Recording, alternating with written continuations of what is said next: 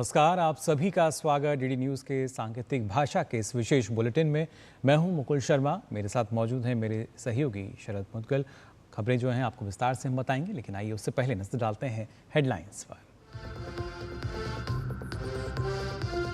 हरियाणा के रेवाड़ी जनसभा में केंद्रीय गृह मंत्री अमित शाह ने कांग्रेस पर सेना के अपमान करने का लगाया आरोप। वायदा किया कि हरियाणा का एक भी अग्निवीर पेंशन वाली नौकरी के बिना नहीं रहेगा। राज्य में कांग्रेस के भीतर अंतर्कलह के बाद कार्रवाई का दौर। 13 नेताओं को पार्टी से 6 साल के लिए किया गया निष्कासित।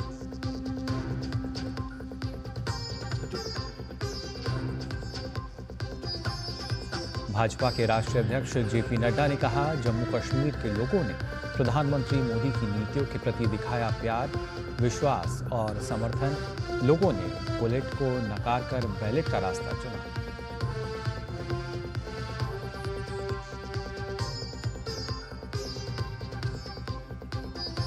कर्नाटक में सीबीआई जांच की सहमति वापस लिए जाने को लेकर राजनीति हुई शुरू।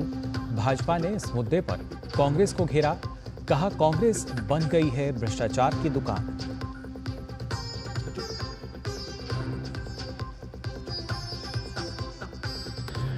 मोदी सरकार 3.0 के 100 दिन पूरे होने पर केंद्रीय मंत्रियों ने अपने विभागों के कामकाज का दिया ब्यौरा। केंद्रीय मंत्री गिरिराज सिंह ने कहा कि देश में वस्त्र का बाजार 50,000 करोड़ रुपए का होगा। केंद्रीय आयुष मंत्री प्रताप राव जाधव ने कहा, सरकार ने अब तक 10,000 से ज्यादा आयुर्वेद के लगाए शिविर।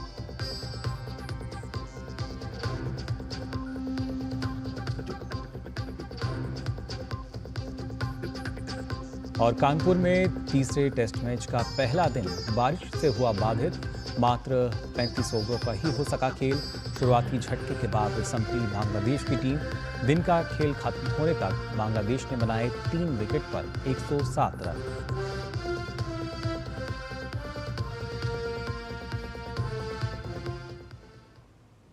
और आइए अब खबरें देखते हैं विस्तार से।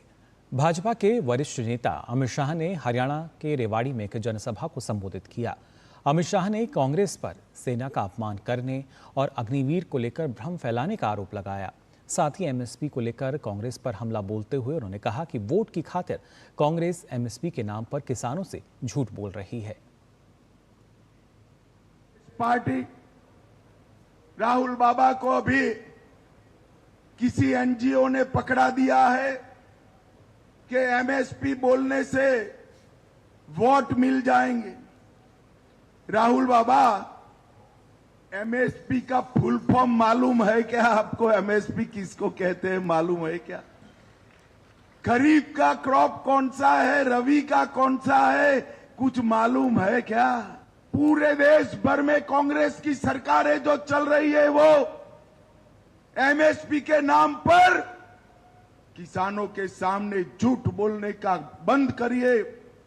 भारतीय जनता पार्टी हरियाणा की सरकार मिनिमम सपोर्ट प्राइस पर 24 क्रॉप खरीद रही है। 24 के 24 क्रॉप खरीद। और वहीं हरियाणा में कांग्रेस के भीतर अंतर्कलह खुलकर सामने आने के बाद पार्टी ने अनुशासनात्मक कार्रवाई शुरू कर दी है। कांग्रेस ने 13 नेताओं को पार्टी से 6 साल के लिए निष्कासित कर दिया है। हरियाणा प्रदेश कांग्रेस ने कहा है कि ये नेता उम्मीदवारों के खिलाफ विधानसभा चुनाव लड़कर पार्टी विरोधी गतिविधियों में लिप्त पाए गए थे।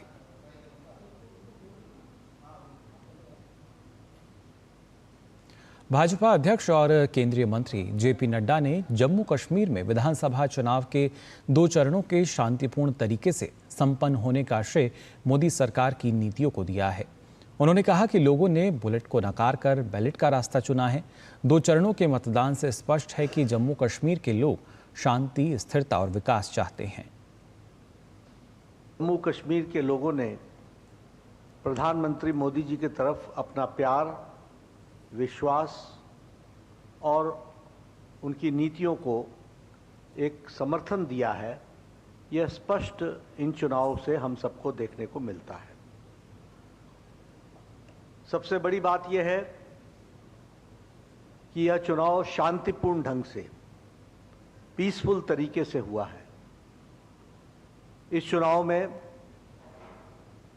पिछली चुनाव के भांति कोई वायलेंस नहीं हुई, कोई बूथ कैप्चरिंग नहीं हुई, कोई फायरिंग नहीं हुई और कोई टेरर अटैक्स नहीं हुए। जेपी नड्डा ने इस दौरान विपक्षी पार्टियों पर निशाना साधा और कहा कि जब युवाओं ने आतंक को नकार कर विकास की राह को चुना तो पीडीपी, एनसी और कांग्रेस आज उन लोगों का साथ दे रही है जो देश के विरोध में काम करते हैं। कश्मीर के युवाओं ने टेररिज्म को, आतंकवाद को रिजेक्ट कर दिया है और मेन स्ट्रीमिंग कश्मीर के युवाओं का हुआ है। चिंता की बात यह है कि जब युवाओं ने टेररिज्म को रिजेक्ट कर दिया तो हमारे ऑपोजिशन पार्टी, फिर चाहे वो नेशनल कॉन्फ्रेंस हो, इंडियन नेशनल कांग्रेस हो या पीडीपी हो, ये आज उन लोगों का साथ दे रहे हैं जो देश के विरोध में काम करने वाले एक्टिविस्ट हैं, उनका समर्थन देने का काम कर। नेशनल कॉन्फ्रेंस बड़े स्पष्ट शब्दों में कहता है कि हम पाकिस्तान से वार्ता करने के पक्ष में हैं, यानी फिर से एंटी नेशनल फोर्सेस को बढ़ावा देने का काम आज ऑपोजिशन कर रहा है।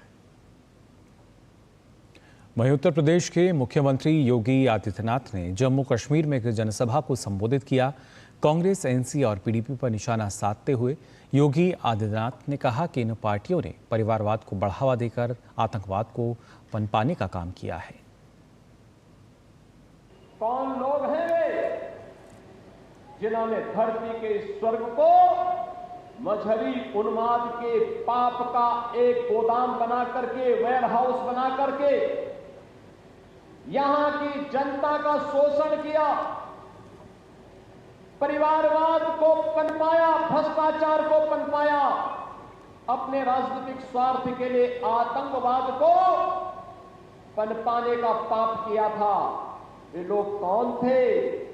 वह कोई और नहीं था, ये कांग्रेस, नेशनल कॉन्फ्रेंस और पीडीपी ही उस पाप के मुख्य जनक हैं।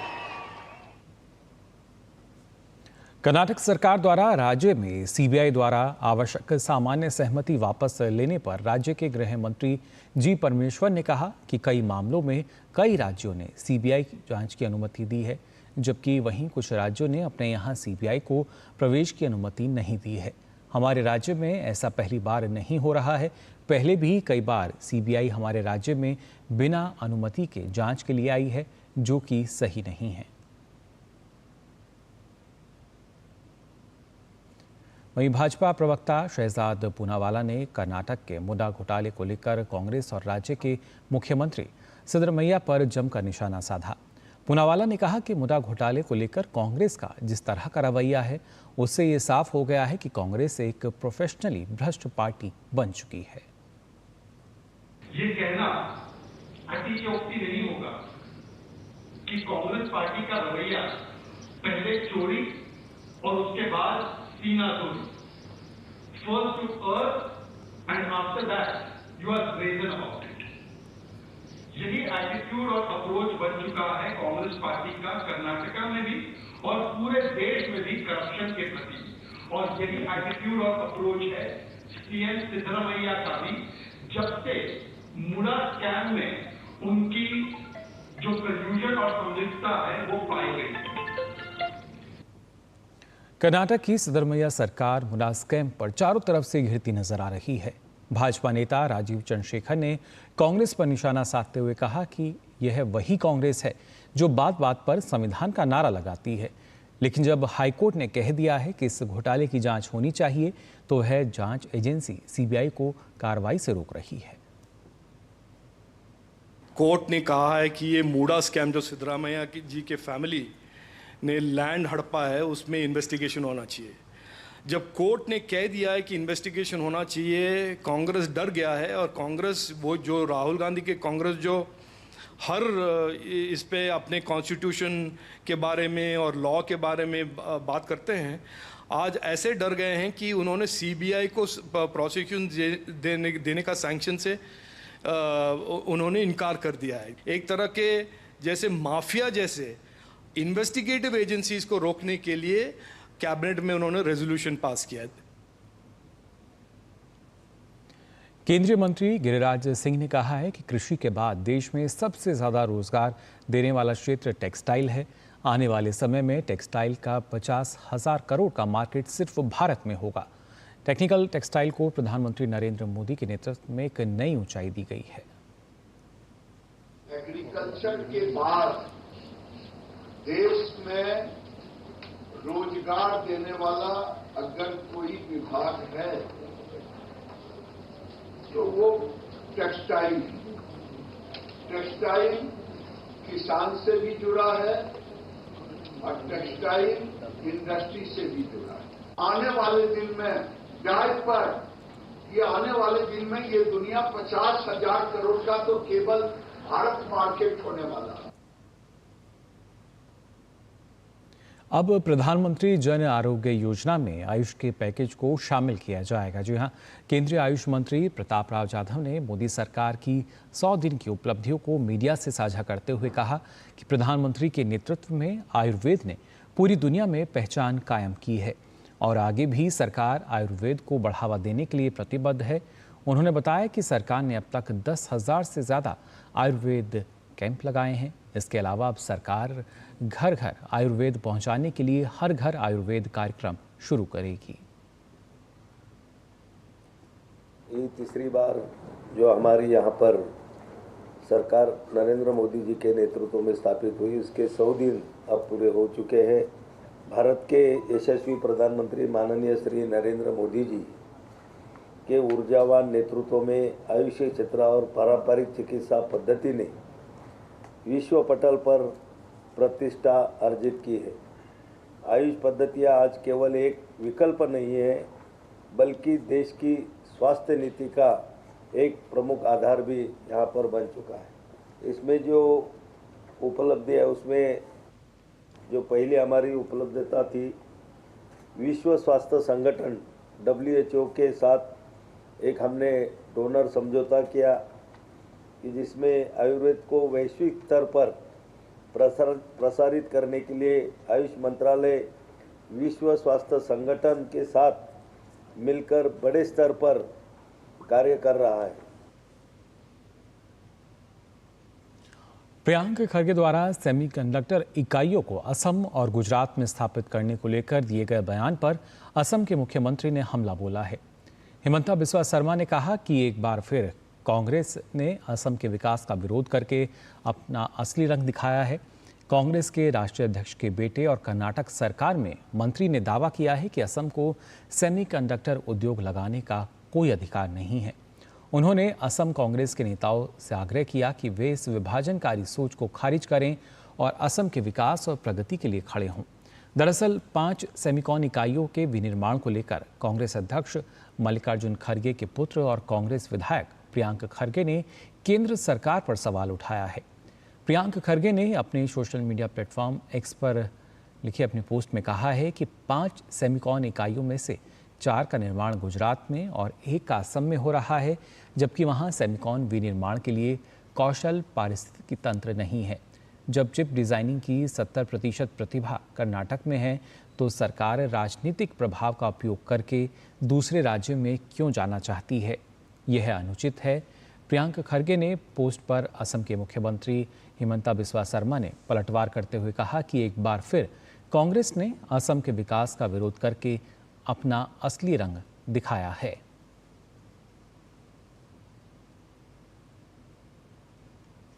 और फिलहाल हम यहां रुक रहे हैं एक छोटे से ब्रेक के लिए, जल्द लौटते हैं।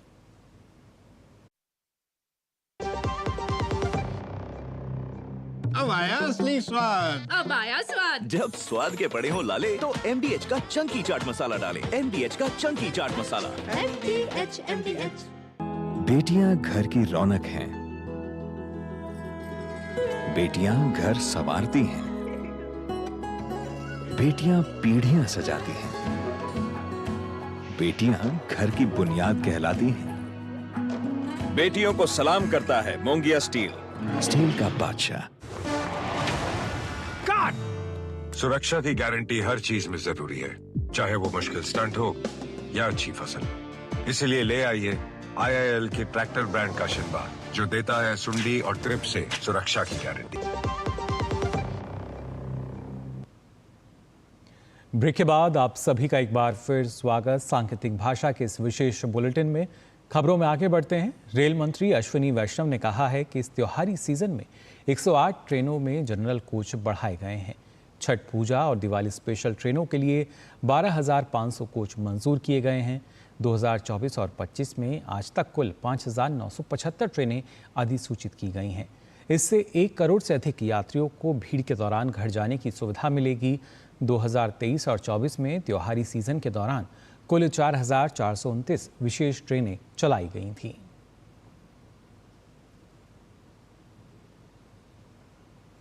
मेक इन इंडिया अभियान के तहत रक्षा उत्पादों की गुणवत्ता सुनिश्चित करने के लिए कई योजनाएं चलाई जा रही हैं। भारतीय रक्षा में गुणवत्ता आश्वासन के 68वें स्थापना दिवस पर डीडी न्यूज संवाददाता विशाल वेरिस्टो ने निरीक्षण के समय को कम करने और निजी भारतीय कंपनी द्वारा आपूर्ति को अधिक स्वायत्तता प्रदान करने के लिए उठाए गए कदमों पर डायरेक्टर जनरल क्वालिटी एश्योरेंस से खास बातचीत की। भारत तेजी से आत्मनिर्भर बनता जा रहा है रक्षा क्षेत्र में, और अब भारतीय कंपनियां इस तरह के इक्विपमेंट्स बना रही है, इस तरह के व्हीकल्स बना रही हैं।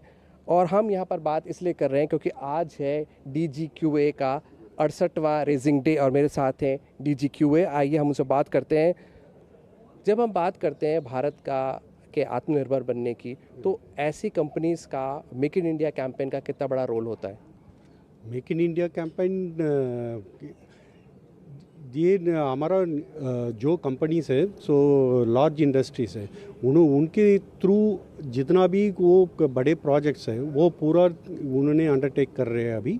जो भी अभी व्हीकल्स इधर डिस्प्ले हुआ है, मैक्सिमम व्हीकल्स वो हमारा महिंद्रा डिफेंस सिस्टम ने डिस्प्ले किया है, और ड्रोन्स भी इधर डिस्प्ले किया है, हाई एल्टीट्यूड ड्रोन्स भी इधर डिस्प्ले किया है। 90 देशों में भारत अपने रक्षा उत्पाद निर्यात कर रहा है। कुछ देशों के नाम बताना चाहेंगे और क्या क्या हम भेज रहे हैं बाहर? अभी for example Thailand, Bangladesh, Sri Lanka, so ये ऐसे ही बहुत सारे कंट्रीज़ को इन्होंने एक्सपोर्ट कर रहे हैं। और ये ऐसे ही 90 देश से, सो इनका बहुत सारा प्रोडक्ट्स, डिफरेंट वेरिंग प्रोडक्ट्स को अभी हम एक्सपोर्ट कर रहे हैं। सर, जब हम बात करते हैं आत्मनिर्भरता की और हम निर्यात की बात कर रहे हैं, ऐसे में DGQA का रोल बहुत अहम हो जाता है क्योंकि क्वालिटी अश्योर आप करते हैं, तो वो कितना इम्पोर्टेंट मानते हैं इस बात को? DGQA का रोल बहुत ही इम्पोर्टेंट हो जाते हैं क्योंकि जितना भी प्रोडक्ट्स बनती है, सो उन्हीं का क्वालिटी अश्योरेंस और रिलायबिलिटी, ये दोनों बहुत ज़रूरत चीज़ है। आपकी कितनी लैब्स हैं और कहाँ हैं जो इस काम को देखती हैं? हमारा लैब्स अराउंड 29 लैब्स है, और हमारा 2 प्रूफ रेंजेस भी है। ये प्रूफ रेंजेस में 2 प्रूफ रेंजेस, एक CP इटारसी बोलते हैं और दूसरा लॉन्ग प्रूफ रेंज खमारिया। सर, एक आखिरी सवाल, MSMEs और स्टार्टअप्स का बहुत बड़ा रोल है, उनको किस तरह से आप एनकरेज कर रहे हैं? हाँ, MSME के लिए एनकरेज करना बहुत ज़रूरी है क्योंकि अभी जो इंडिजिनियस प्रोडक्शन के लिए इन लोग सब लोग आ रहे हैं, इनका जो ज़रूरत चीज़ है, एक तो कास्ट कम होना चाहिए और इनका टाइमलाइन कम होना चाहिए। ये दोनों चीज़ में DGQA ने एक्सक्लूसिव ध्यान दे रहे हैं। कैमरामैन संजीव के साथ मैं विशाल बैरिस्टो, DD न्यूज़, दिल्ली। पंचायती राज मंत्रालय द्वारा नई दिल्ली में पैसा यानी पंचायत अनुसूचित क्षेत्रों तक विस्तार अधिनियम पर राष्ट्रीय सम्मेलन का आयोजन किया गया।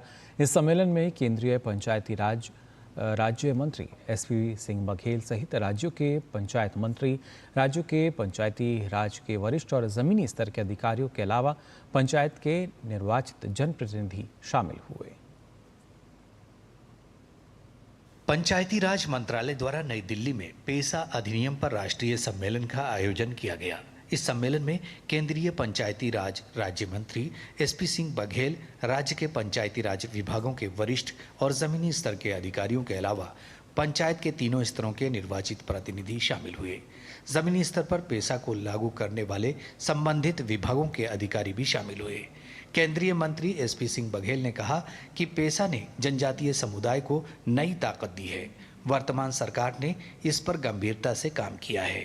किस तीव्र गति से प्रधानमंत्री ने कहा ना कि 3 गुनी, तो 100 दिन में मैं 26 स्थानों पर अपने दोनों विभागों की अलग अलग, कहीं मछली में, कहीं एनिमल हस्बेंड्री में, कहीं पशुपालन में और कहीं पंचायत में 26 केंद्रों पर जा चुका हूं।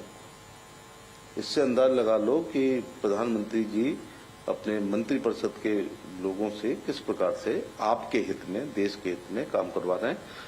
सम्मेलन में हितधारकों के बीच इस अधिनियम की अनिवार्यता और आवश्यकता पर भी जोर दिया गया। साथ ही अब तक किए गए कार्यों, एक्ट के कार्यान्वयन में प्रमुख कमियों और आगे की कार्य योजना पर भी चर्चा की गई। कार्यक्रम में मध्य प्रदेश, हिमाचल प्रदेश और तेलंगाना राज्य के पंचायती राज्य मंत्री भी शामिल हुए। बड़ी सफलता ये है कि लगभग 5000 से ज्यादा हमने FIR नहीं होने दी। फिर गोल्ड खनिज की बात आती है कि माइनिंग का कौन को होगा, तो लगभग 131 माइनिंग के आवेदन पेशा समितियों के सामने है। और तीसरी उपलब्धि मानता हूँ जो 211 के आसपास शराब दुकानें कि भाई हम रखेंगे या बाहर आपको करना पड़ेगी। ये क्रियान्वयन की दृष्टि से मध्य प्रदेश अग्रणी राज्य है। जनमन में तो हम नंबर 1 है। कार्यक्रम में निर्वाचित प्रतिनिधियों, संबंधित सरकारी कर्मचारियों और विशेषज्ञों की उपस्थिति में अधिनियम के प्रभावी कार्यान्वयन पर महत्वपूर्ण बाधाओं और रचनात्मक सुझावों पर बात की गई। कार्यक्रम में देश भर से आए जनप्रतिनिधियों ने अपने जमीनी अनुभव और कठिनाइयों को साझा किया। साथ ही पेशा एक्ट को लेकर उपस्थित लोगों की चिंताओं का समाधान भी किया गया। जनजातीय क्षेत्रों में पेशा जनजातीय समुदाय को विशेष अधिकार देता है, जिसके माध्यम से वे न सिर्फ सामाजिक बल्कि सांस्कृतिक और आर्थिक गतिविधियां भी अपनी संचालित कर सकते हैं। कुछ हद तक सीमित रूप से कुछ न्यायिक शक्तियां भी पेशा एक्ट के तहत जनजातीय समुदाय को दी गई हैं। लोकतांत्रिक व्यवस्था में यह एक्ट जनजातीय समुदाय के लिए बहुत महत्वपूर्ण है और उनकी भागीदारी सुनिश्चित करता है। कैमरामैन पीयूष के साथ अजीत द्विवेदी, DD न्यूज, दिल्ली।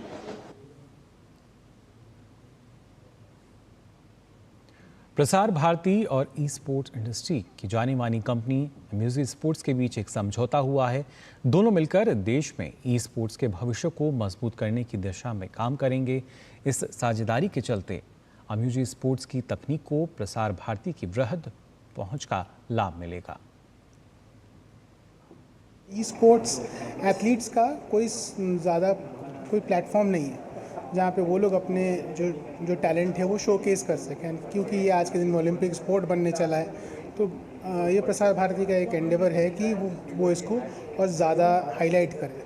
तो हम लोग भी इस ड्रीम जो है, आइडियल जो है, इनके साथ जुड़े एंड ये एक अच्छा इनिशिएटिव हम लोग की तरफ से हम लोग स्टार्ट कर रहे हैं ताकि हम लोग जितने डीप जा सकें and we can facilitate the tournaments to be played, the tournaments to be highlighted and Doordarshan से ऊपर तो कुछ हो ही नहीं सकता इंडिया में शोकेस करने के लिए, तो वहाँ पे हम लोग शोकेस करेंगे ये सब।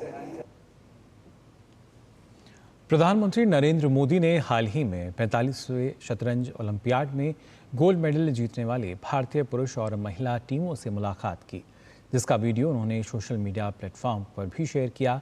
इस दौरान नोएडा की बेटी और शतरंज ओलंपियाड में गोल्ड मेडल जीतने वाली वंतिका अग्रवाल ने पीएम नरेंद्र मोदी से जुड़ा एक पुराना और दिलचस्प किस्सा सुनाया।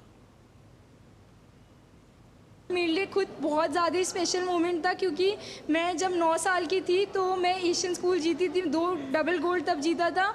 और मुझे गुजरात में उन्होंने तब एक बहुत बड़ा इवेंट कर रहे थे जब आनंद 5 टाइम्स वर्ल्ड चैम्पियन बने थे और बहुत सारे लोग को साइमल भी खेलने के लिए बुलाया था।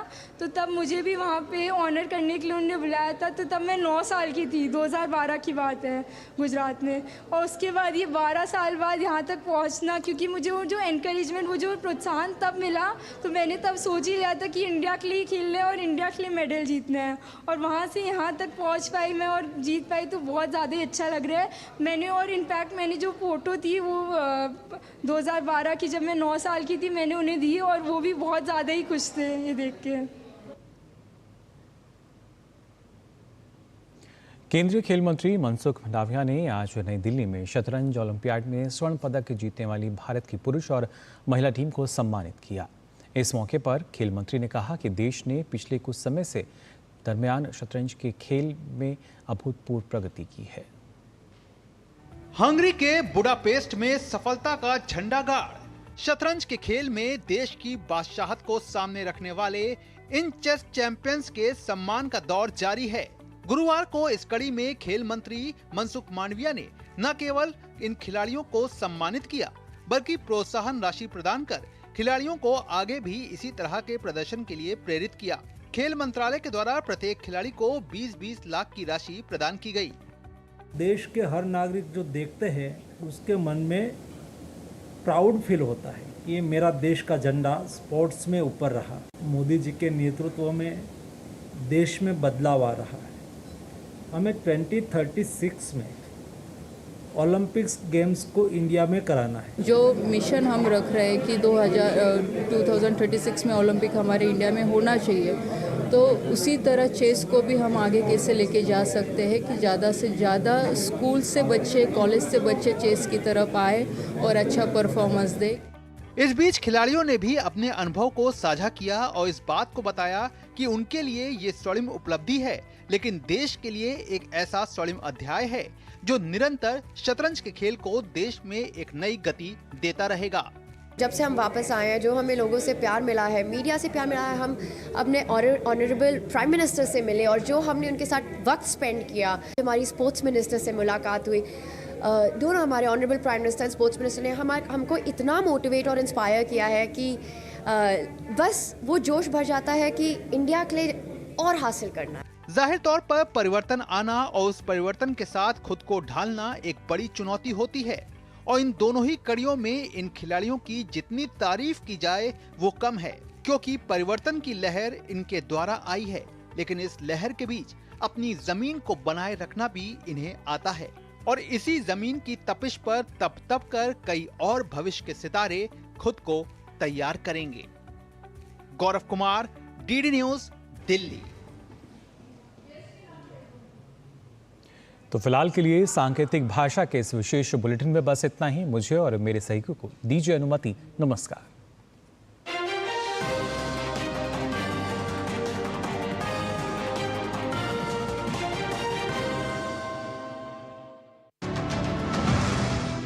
एनडीएमए की स्थापना के 20 वर्ष आज पूरे हो रहे हैं। इन 20 वर्षों में एनडीएमए की यात्रा कैसी रही?